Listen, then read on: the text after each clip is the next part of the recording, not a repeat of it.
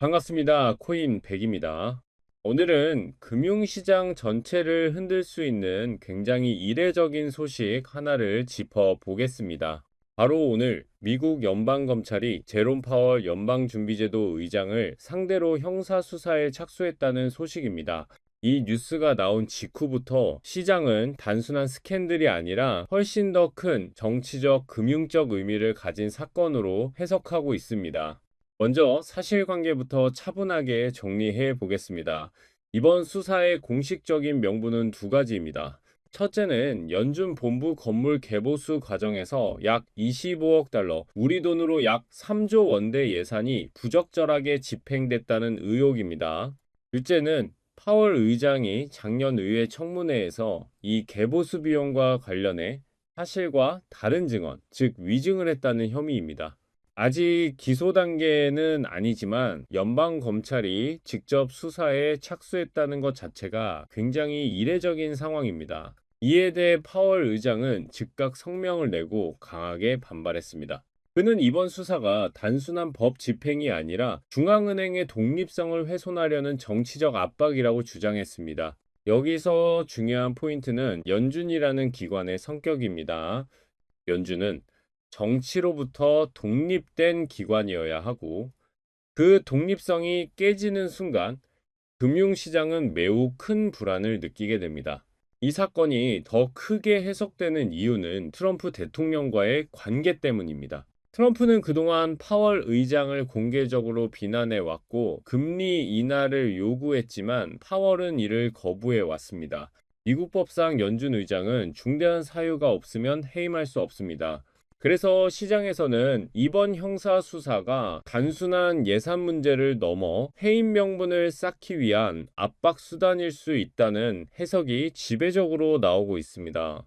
자, 그렇다면 이 사건이 금융시장, 특히 코인 시장에는 어떤 의미를 가질까요? 핵심은 하나입니다. 연준의 독립성이 흔들린다는 인식 자체가 시장에 매우 큰 불확실성을 만든다는 점입니다. 만약 파월 의장이 정치적 압박에 흔들리거나 연준이 정책 결정에서 독립성을 잃는다는 신호가 강해질 경우 시장은 이를 달러 시스템의 신뢰 약화로 받아들일 가능성이 큽니다. 이런 환경에서는 어떤 일이 벌어질까요? 역사적으로 보면 중앙은행의 신뢰가 흔들릴 때마다 대체 자산에 대한 관심이 급격히 높아졌습니다. 금, 원자재, 그리고 최근에는 비트코인이 그 역할을 해왔습니다.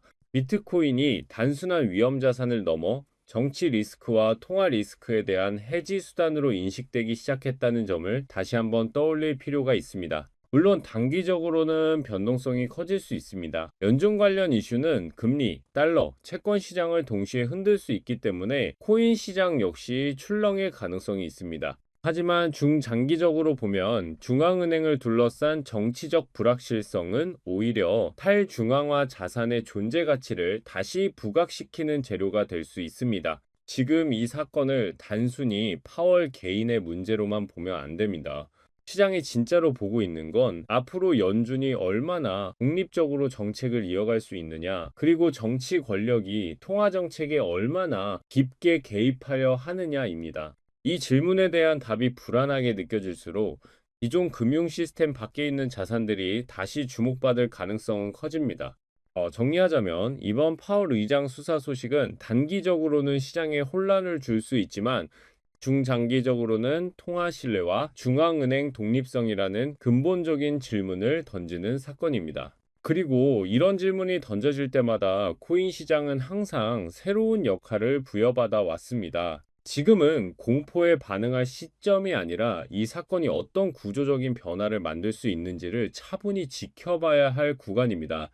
앞으로 수사 진행 상황에 따라 시장의 해석은 계속 달라질 겁니다. 중요한 건 뉴스 하나에 흔들리는 게 아니라 그 뉴스가 금융 시스템 전체에 어떤 균열을 만들 수 있는지를 읽는 시선입니다. 오늘 내용이 도움이 되셨다면 구독과 좋아요 한 번씩 눌러주시길 바랍니다. 오늘 영상은 여기까지입니다.